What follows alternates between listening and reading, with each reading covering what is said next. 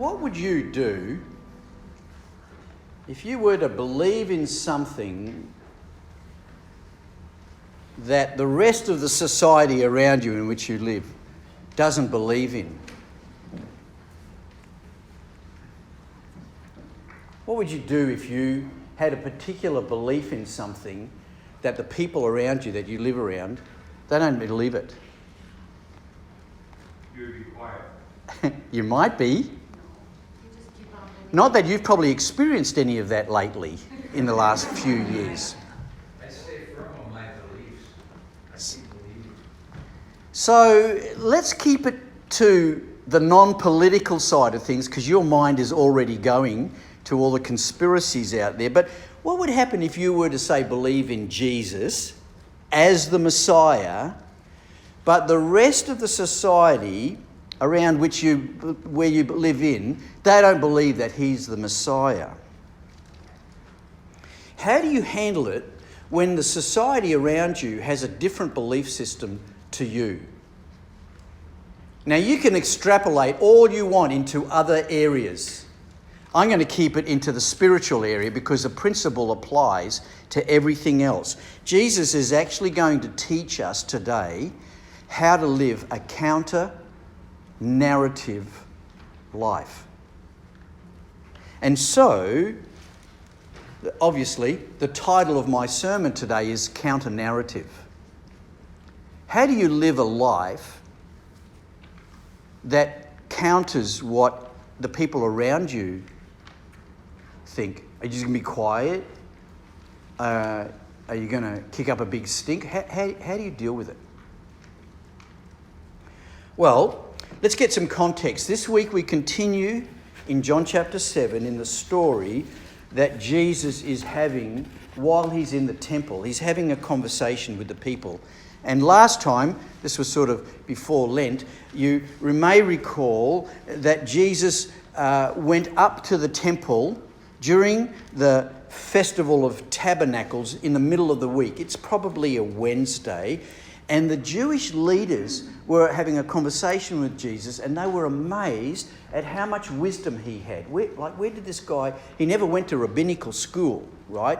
And yet he's a rabbi and he knows all this really smart stuff. And Jesus responded, look, I don't have any wisdom in myself. It all comes from God. There's a clue there, right? All wisdom, true wisdom, comes from God. It wasn't his wisdom, he said.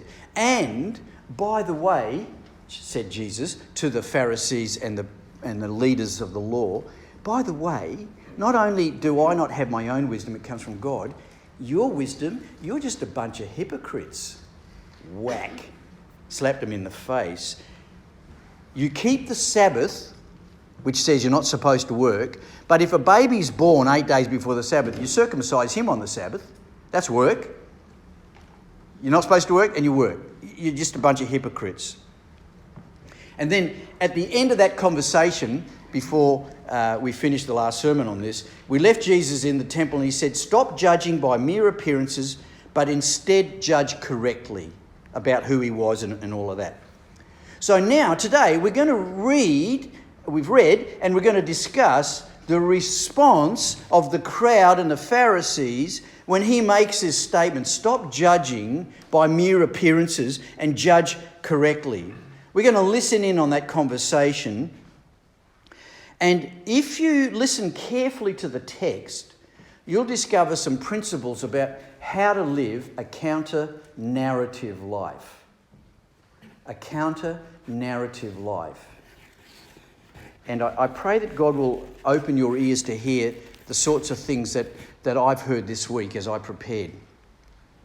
So in chapter 7, John, verse 25 to 27, the people in Jerusalem started to ask, isn't this the guy they're trying to kill? Here he is, he's speaking publicly and the big brass aren't saying anything to him.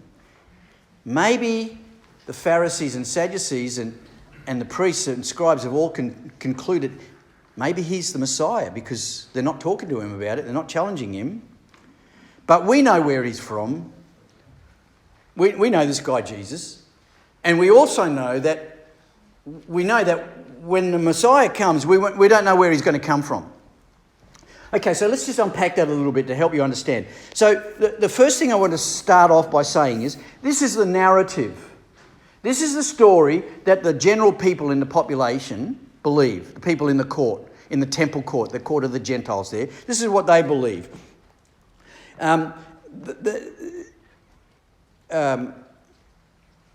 They say, isn't this the man they're trying to kill? They're being the Jewish leaders.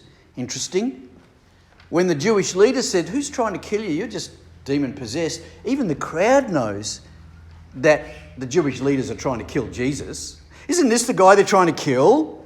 They're trying to get rid of him. It's a true statement. Yes, the leaders were trying to kill Jesus, and the crowd got it right. They understood that, the leaders were going to kill Jesus. This was their, what I'm going to call realisation. You can write that word down if you want. The realisation is a formula here. This is their realisation. This is what they knew. They knew that the leaders were going to kill Jesus, their realisation. Next thing they say is, look, he's speaking publicly. But the leaders aren't speaking to him. This is their observation. Realisation, observation. He's speaking publicly, but the leaders aren't speaking to him. That's their observation.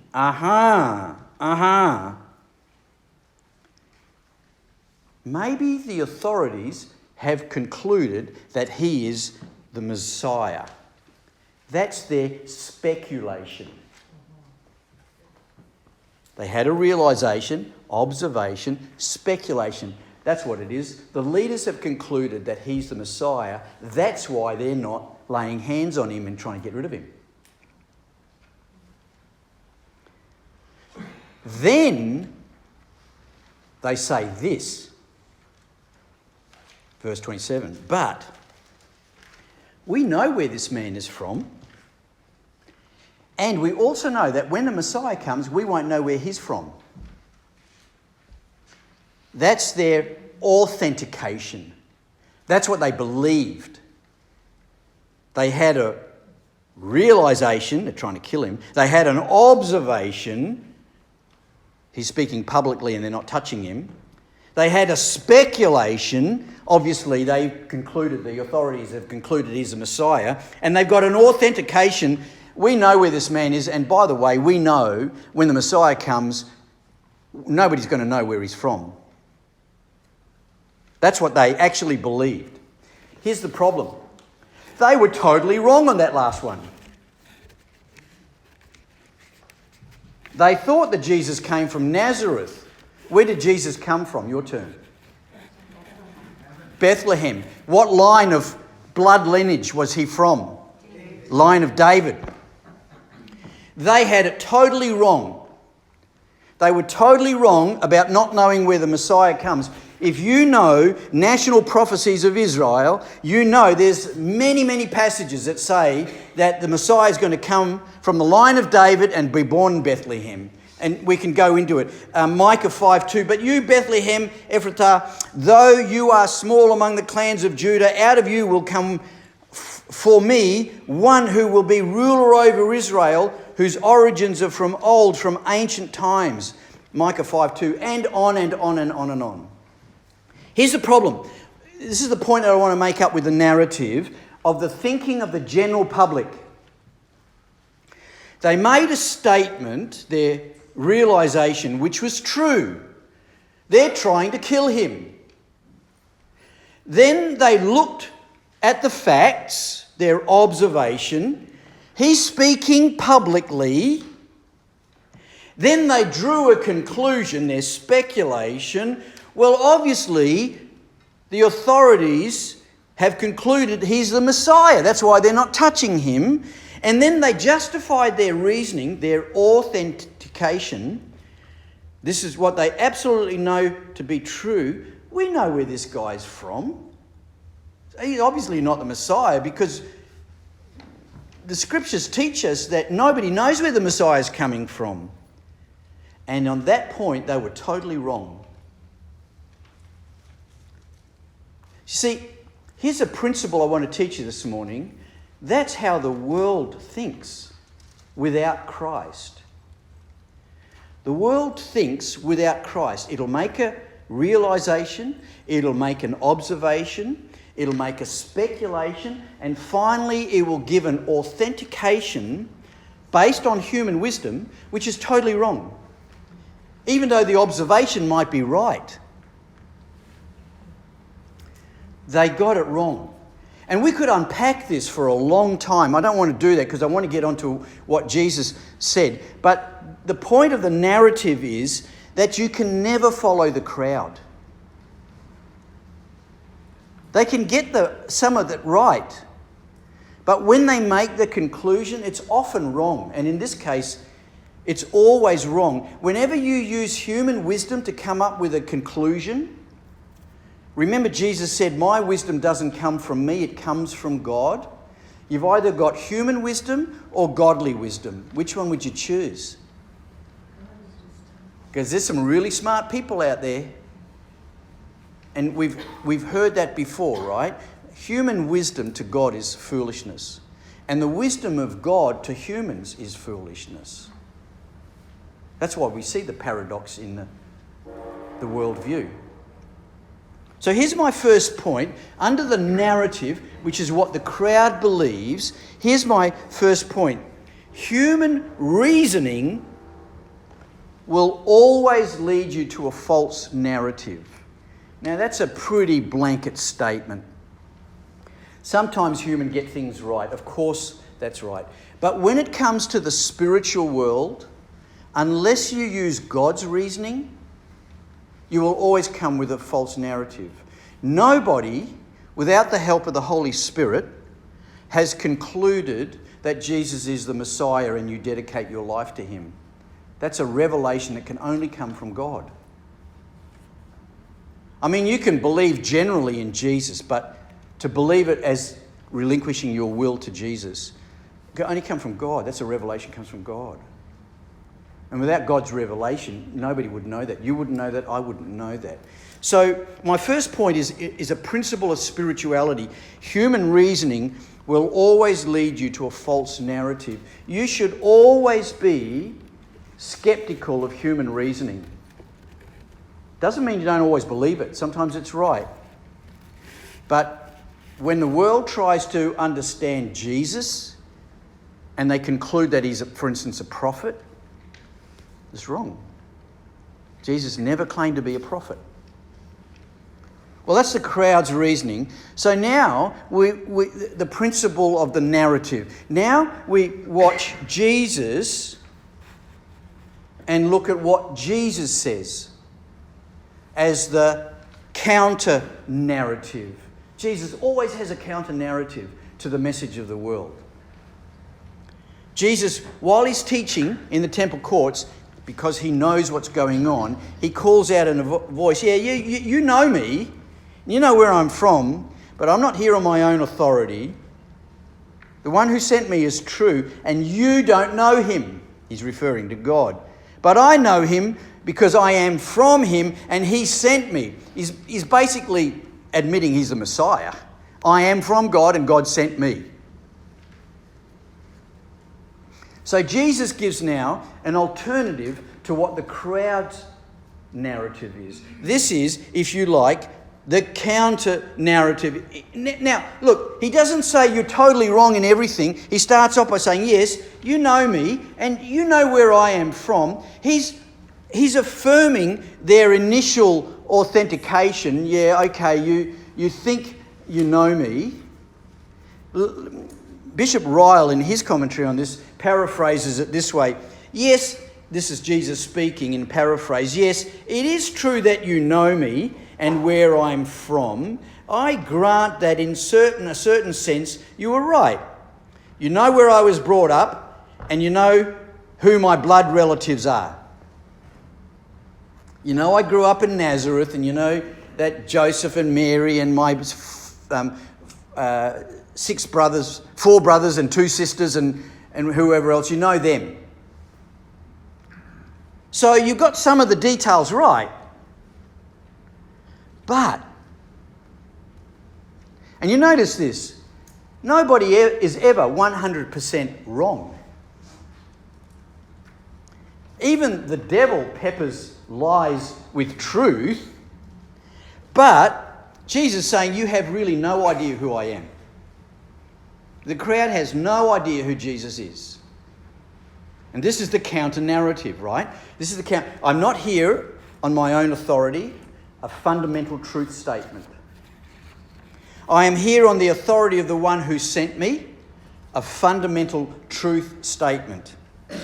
You, the crowd, you do not know him, that is God, a fundamental truth statement. I am from God the Father, a fundamental truth statement. And he, that is God, has sent me to the earth, a fundamental truth statement. You see, where the crowd could only offer a narrative based on realisation, observation, speculation and authentication, and the crowd had it wrong, Jesus offers a counter-narrative on truth. You see? See the link? All wisdom comes from God. Jesus says, my wisdom comes from God. And the statements that Jesus makes are true statements. See, the world can only offer you the way it thinks. And the world thinks without the Holy Spirit. It doesn't mean they get everything wrong, but a lot of the conclusions and the wisdom of the world are not from God. You can't make fundamental truth statements on everything. But Jesus can. That's the point. All truth comes from God.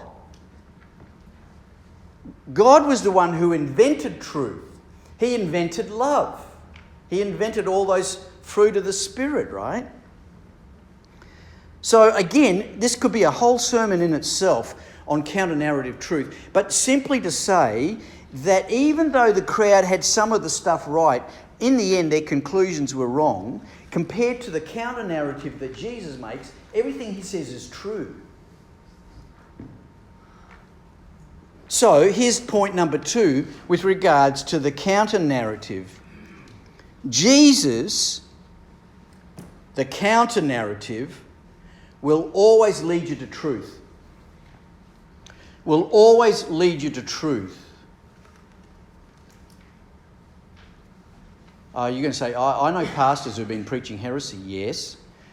We'll come to that at the end. But if you're following Jesus and it's authentic with integrity, you will always come to the truth. Now, here's the scary part.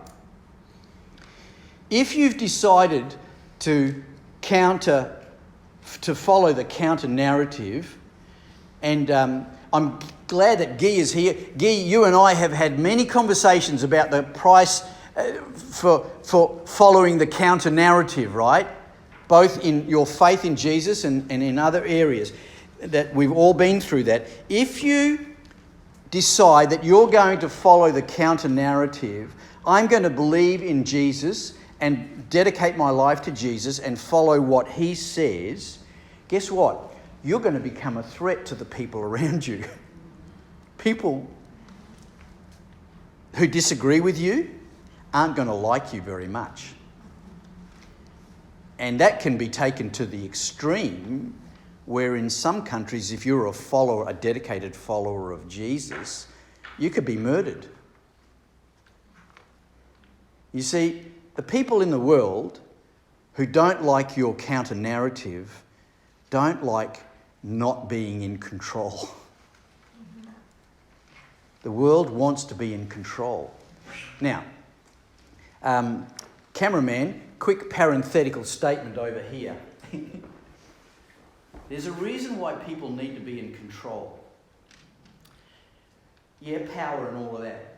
But control is one of the world's methods for coping with pain. When you're in control, you are supposedly dealing with pain. You can keep things at a distance. It doesn't work, but that's what the world does. So that's why people love to be in control, and that's why they don't want people like you who think differently to them hanging around with them. In fact, not only do they not want to hang around with you, they want to throw you down. They want to put you down. They need to prove that you're wrong so that they can prove they're right. For many people, it's just surviving life. Okay, back to the story. So you're going to find that if you adopt the counter-narrative, there are going to be a lot of people around you who aren't uncomfortable with you, and they not only don't like what you say, they're going to stop you from saying those things. Now, here's a really important truth. Say amen if you're listening. Amen. Verses 30 and 31 of John 7.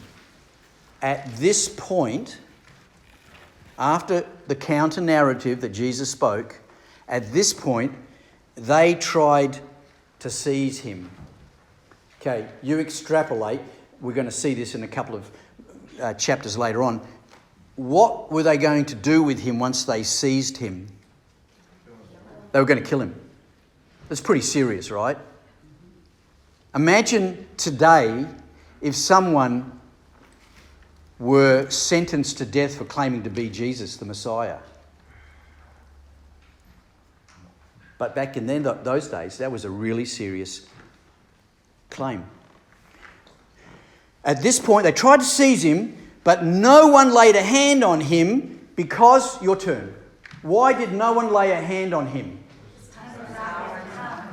His hour had not yet come. Explain that to me. What does it mean, his hour had not yet come? It wasn't time for him to be crucified. So what's that got to do with anything? God had a plan. And it wasn't part of God's plan for him to be crucified now. Right? Was it part of God's plan for him to be crucified? Yes. Are you kidding me? The guy that we've lived with for 3 years, you mean God's going to let him die? He is. Why is that a good thing? Because he's our substitutionary atonement. Substitutionary atonement. You only know that because of the resurrection. But if you're living before the resurrection, God's going to kill him? Are you kidding me? I thought he was a God of love. I thought he was a God who loves babies and doesn't... And you're going to kill the Messiah? Are you kidding me? His hour had not yet come. Still, here's the crowd. They've got an answer for everything. The crowd believed in him. Generally speaking, it's a generalisation. But when the Messiah comes, will he perform even more signs than this guy? It's a crowd speculation again, right? Like, yeah, the Messiah, when he comes, he's going to do even more. See, Did they have doubt as well? Did they have doubt about maybe he was actually the Messiah? well, there were some, but most of the people would, when they say in the Greek here, when they say they believed in him, that didn't mean they followed him. They just said, yeah, he's a good guy, and yeah, They knew then, but if they got it wrong, it would be... yeah, if they get it wrong, we're going to come to that. That's exactly the point. I'll come to that in a minute, Brent. The point is, they tried to seize him and they wanted to kill him, right? Even the crowd knew that they wanted to kill him. But here's the point I want to make. When you're living the counter-narrative life and everything is on top of you at the moment and life is really tough, we read that no one laid a hand on him because the hour had not yet come. In other words, God did not allow them to seize him. At least not yet. Now, this is something you won't hear in the world. This is something you'll hear when we're together in community, and this is hugely, hugely important. Are you ready for this, church? Yes. Okay, what about the rest of you? God is totally sovereign. Did you hear that? God is totally sovereign. The crowd could do nothing except by God's permission. Only when God allowed it in God's wisdom was Jesus arrested. Now, remember this. If you're a dedicated follower of Jesus, and that is a caveat, if you're a dedicated follower of Jesus, nothing can ever hurt you until God permits it. And when we say hurt, that's in the physical. You can never lose your salvation. When you get to heaven, you will have your salvation. Nothing happens in the world unless it happens according to God's eternal plans. Now you're going to say, hang on, that does not make sense.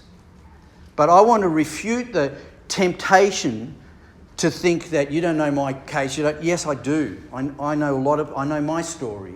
God is completely in control. You go back before the resurrection and you tried to convince the disciples that murdering Jesus on a horrible cross and torturing him is part of God's plan, no one would have believed you, right? Who would have believed you? Peter denied Jesus. They're all thinking they're going to go back to work. They did. Now, we have the luxury of hindsight. We can see, God brought salvation into the world because of that suffering. It was part of a master plan. Yeah, but what about my suffering? Here's one. How come God saved the Jews from Egypt, from Pharaoh, and yet 6 million Jews died in the Second World War? What's that about? Well, my answer is, I don't know. But I do know this, God is totally sovereign, and just like when the disciples found out about the resurrection, after the resurrection things made sense, one day you and I, when we get to heaven, we're going to see the master plan and it will make sense. Because, and this is where church people need to learn doctrine. Why you believe what you believe. You need to learn doctrine. Now, you don't have to go to theological school to learn it, but you need to learn the doctrine of the sovereignty of God. That's the counter-narrative. God is either sovereign or he's not. Now, if you listen to the news, you don't even hear about God. But you read everything in the Scripture, keeps telling us that God is totally sovereign and the world is working exactly like he's expecting it to. And how but you see all the stuff. But when was the last time you heard half an hour's news reports of all the things that God's doing on the planet? You never hear that. And yet, just look in this community. Last week, we had 2 testimonies of miraculous healing. That's just in this little church. Come on, church. God is totally sovereign. This is the doctrine of omnipotence. God is totally powerful. This is the doctrine of omniscience. God knows everything about everything. God is omnipresent, the doctrine of omnipresence. He's everywhere, everywhere. There's no place you can't go where God isn't. He's omnipotent, omniscient, and omnipresent. The doctrine of sovereignty. God is totally sovereign. Now, if you grasp these doctrines and you keep pressing into this, you'll come to realise that God is actually still in control. No matter what you see going on around you, no matter what the world is saying to your counter-narrative, no matter what happens to you, no matter what suffering you're going through, no matter what your circumstances in life, God has a master plan. And it's working out according to his plan, and suffering is part of that plan for you. Now, one day, there'll be no suffering. But you have to get to the other side for that. But that's part of the plan too, right? Justification, I was saved. Sanctification, I'm in the process of being saved. Glorification, I will be saved. You get it? It's coming. But there's a process. Now, just think about this for a minute. Just look over your life and all the terrible things that have happened to some of you. Some of you have had horrendous stories. I get that. I understand that. But do you think that God has possibly used all the circumstances of your life to bring you to where you are today, to this point? Absolutely. Yes. Right? Absolutely. And would you want to be anywhere else? No. That's the miracle of it. Everything I've been through, everything you've been through, and yet we're now sitting in this point of time, in this community, learning how to be a community. We're still learning how to do that. Learning of the sovereignty of God and everything He's done in your life to get you to this point. You think that's a coincidence? No. That is the sovereignty of God working in your circumstances because you live a counter-narrative life. I have met lots of people who don't believe in Jesus and wish their lives were different. I have met many, many people who have dedicated their lives to Jesus and say, I'm glad where I am today. This is J.C. Ryle, the old bishop from Liverpool in 1900. He wrote this: to realise that nothing happens in this world except by the eternal counsels of our Father and according to His eternal plans is one grand secret of living a calm, peaceful and contented life. When you come to the realisation that God is actually in control, you can have peace. When we share the peace in a minute, I'm going to explain this, but this is a blessing you're giving to someone else. God's peace be on you. That can only come as you live a counter-narrative life and you understand the sovereignty of God. So number 3, quickly, the promise of protection. Remember that God will protect you from all narratives. God will protect you from all narratives. 2,000 years we've seen it in the Christian world. 4,000 years we've seen it in the God world. Now, to Brent's point, the consequences, the last point. The Pharisees heard the crowd, this is verse 32 of John 7, heard the crowd whispering, and the chief priests and the Pharisees and temple guards were sent to arrest him. And Jesus said, I am with you for only a short time, and then I'm going to the one who sent me. Fundamental truth statement. You will look for me, but you will not find me. Where I am, you cannot come. Do you understand what he's saying there? Fundamental truth statement. Now, crowd comes up with its narrative again. What does he mean, where I am, we can't come? Maybe he's going to go see the Greeks and other countries. That's the narrative, right? That's the world's thinking. By Greeks, I mean the Gentiles, the Jews who are living all over the world. He's talking about maybe when he says we can't go where he's going, maybe he's going somewhere like in another nation to be a rabbi. These are the consequences if you believe the narrative of the crowd. The chief priests and the Pharisees were trying to arrest Jesus, and he makes these truth statements. I'm here for a short time, then I'm going to the one who sent me. True statement. You will look for me, but you will not find me. A true statement. Where I am, you cannot come. A true statement. It's a damning statement. He's pointing to people and say, you are not going to get to heaven.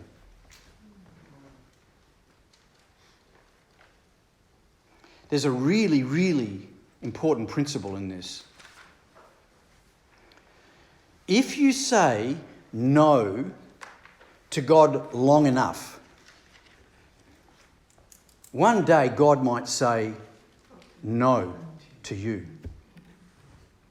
If you don't believe it, you look up the scriptures that teach that. There's hundreds of them. Do you remember when Moses went to Pharaoh? And the scripture says, and Pharaoh hardened his heart and said, get lost, I'm not letting you go. And then Moses went to Pharaoh, and then the text says, and God hardened his heart. And Pharaoh said, I will not let you go. You can say no to God too many times. Now, I don't know who that is. Jesus does. And these people who refuse to believe in him, I mean, they believed in him generally. Yeah, you're a good guy, you're a rabbi, we know you come from Nazareth. But who refused to give their lives to him and relinquish their wills to him, they were not going to go where he's going. And by the way, even when the crowd tried to understand this, they got it wrong.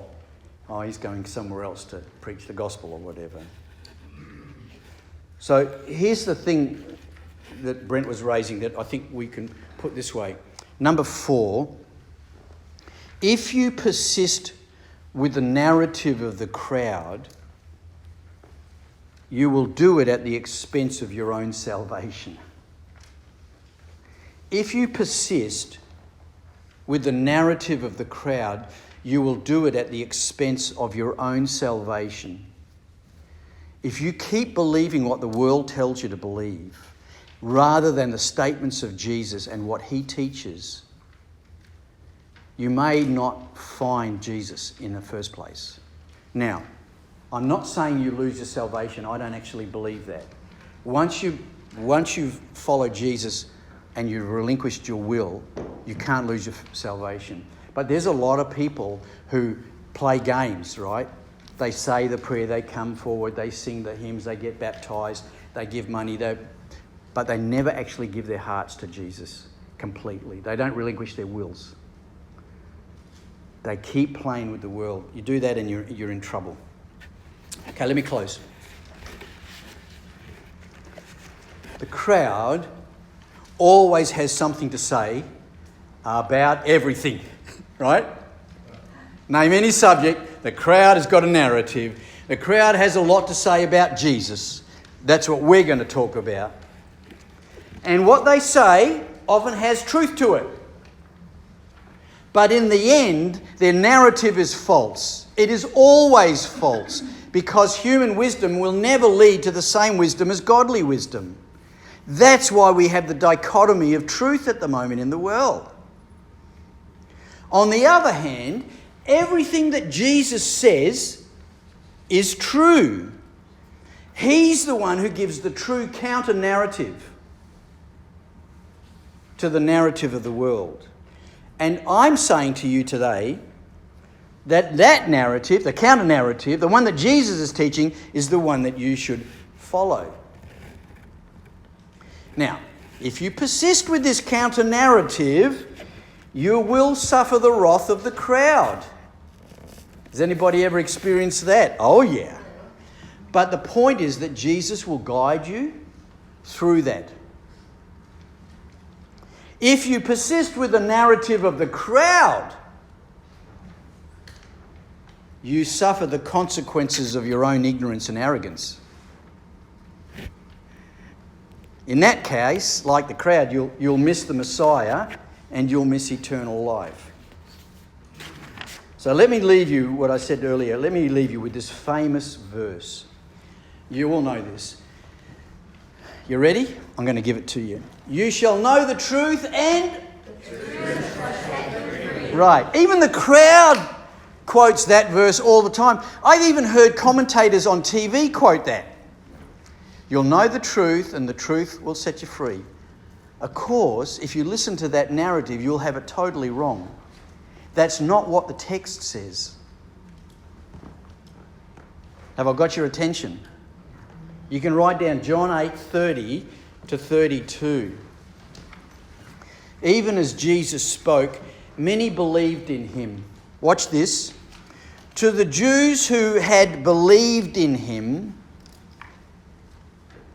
that's a general term of belief. To the Jews who had believed in him, Jesus said, if you hold to my teaching, you are really my disciple. Your turn. What does it mean to hold to my teaching? If you hold to my teaching, you are really my disciple as opposed to a fake disciple. What does it mean to hold to my teaching? Obey. What else does it mean? Do what he tells you. Follow him. What else? Surrender. Believe. Find out what it says, go do it. When it teaches you something, go do it. So you should know this by now.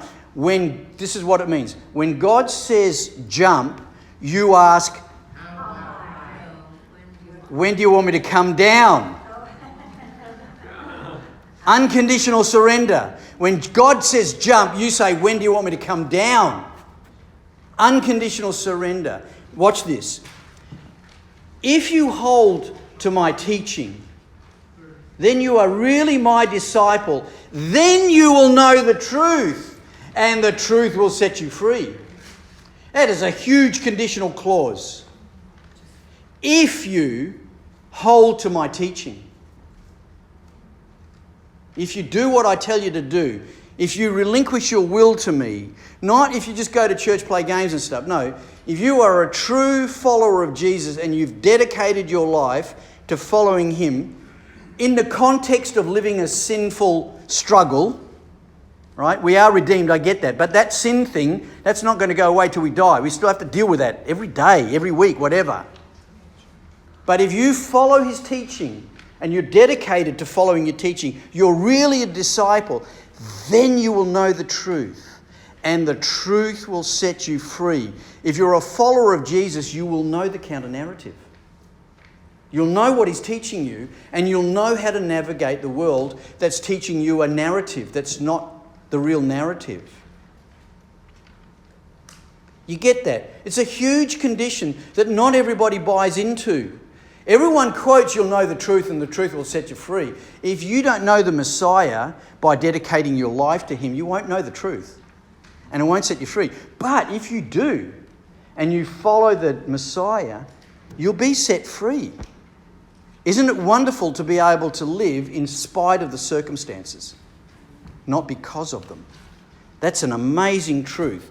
So we've learned today that human reasoning will always leave you with a false narrative. The counter-narrative will always lead you to the truth. God will protect you if you live the counter-narrative. And if you persist with the narrative of the crowd, it'll be at the expense of your own salvation.